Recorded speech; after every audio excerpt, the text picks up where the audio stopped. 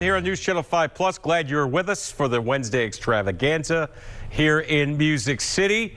And again, a reminder, bottom of the hour, next segment, we'll have Robby Stanley on from Robby and Rex Road on 102.5 The Game. Of course, Robby, a longtime NHL writer, covers the Nashville Predators.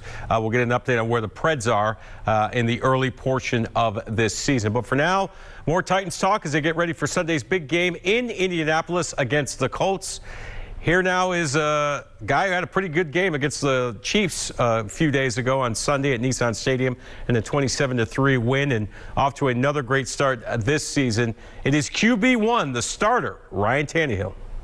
Those guys missed big chunks of the last game with the Colts. How much will it help this offense having both of those guys ideally on Sunday? Yeah, no doubt. I mean, obviously, they're huge playmakers for us, so having them out there is the best case scenario. So, hopefully we can get them both out there and playing big for us. They made huge plays for us at different times, both of them throughout the season. So, hopefully we can lean on them again.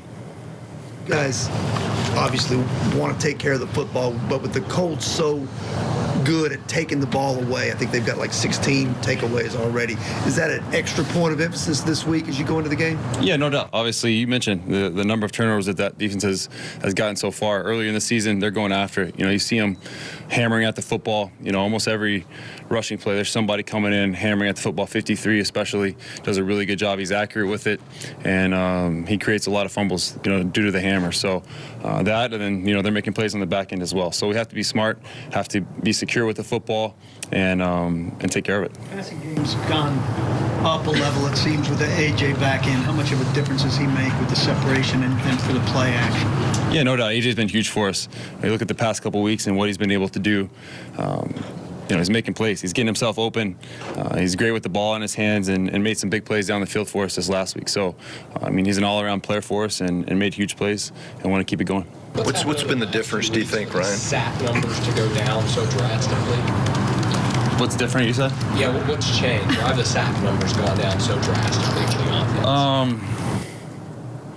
We're playing better football. As the season goes on, you look at lessons learned and being efficient, getting the ball out, not being in long yardage situations, and trying to help your O-line out, and then they're obviously blocking them whenever we do drop back. So it all works together, and I'm glad it's working that way. What's been the difference, Ryan, do you think? You touched on AJ there. The production has jumped so much the last 2 weeks. Do you think it's just a matter of him being healthier, or, is it more reps that two guys have had? Anything you can point to, over the last couple of weeks? No, definitely not more reps. I feel confident throwing the ball. We've had thousands of reps over the past couple of years. So I think more than anything is more opportunities that he's getting. We're getting a little bit of a groove offensively, moving the football, so that's going to create more opportunities. And then, he's feeling better. Obviously he was out for a few weeks with an injury, so to get him back and get him healthy was huge. But a deep ball like the one down the left sideline to AJ the other day, how quickly do you know it's on target, and what tells you that? Is it just a feel thing? Yeah, just a feel thing. Usually, when you let it go, either you feel really good about it, or it's kind of like maybe, that one I felt really good about, and thankfully AJ, went and got it for me.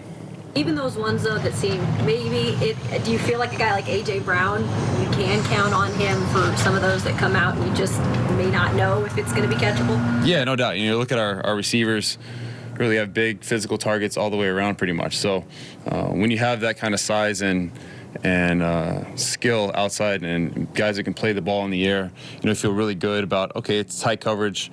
I need to put it up. May not be a perfect throw, but I trust my guy to go make a play. So definitely having those guys outside that have shown that they can go make plays is huge. What do you see from the Colts maybe since you guys last played them, and what do you kind of know what you're getting when you face off against them? They're playing really good ball right now, and you look at their last 4 games. They're playing really good ball.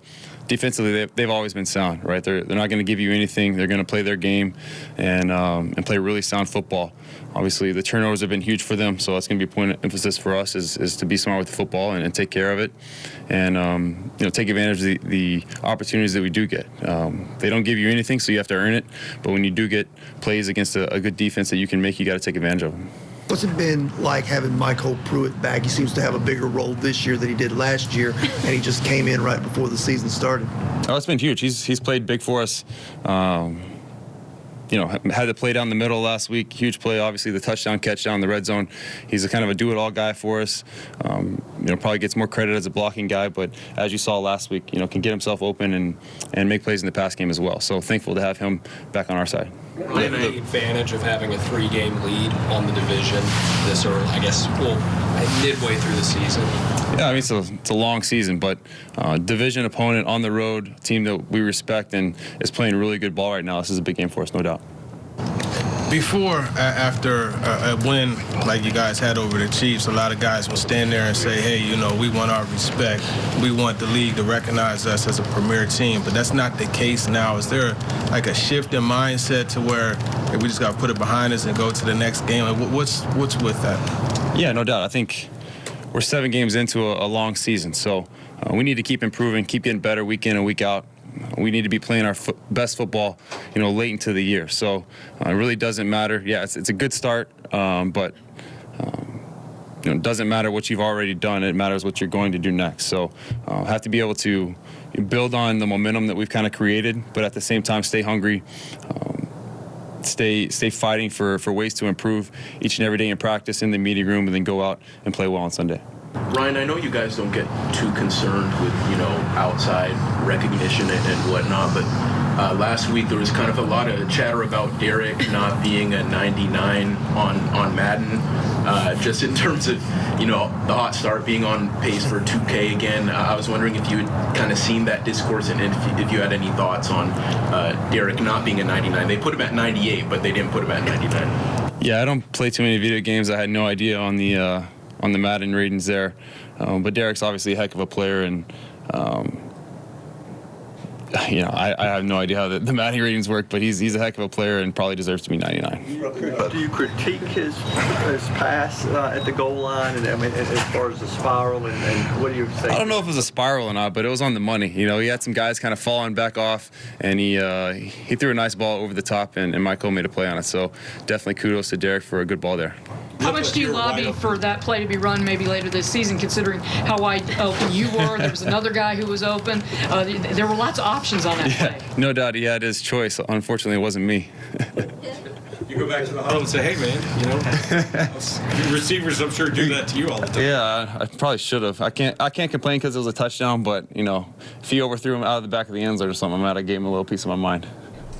Ryan Tannehill, Titans starting quarterback, meeting with the media today, having a little fun talking about the touchdown pass Derrick Henry threw last week in the first quarter against the Chiefs to Michael Pruitt out of the King Cat. And, of course, if you go and look at that play again, you would see that Ryan Tannehill was wide open in the flat. So Derrick Henry had a lot of options on that pass, but threw a nice TD pass to Michael Pruitt. And, of course, it helped jumpstart the Titans to a big win over the Chiefs as they get ready for this Sunday's game in Indianapolis against the Colts. All right, we're going to switch gears when we come back. We're going to talk some Preds hockey. Coming off a couple of, they're on a modest 2-game winning streak right now. They got a win last night over San Jose, 3-1 at Bridgestone. We'll check in with Robby Stanley from 102.5 The Game, and a longtime NHL writer as well. Stay with us here on SportsLine.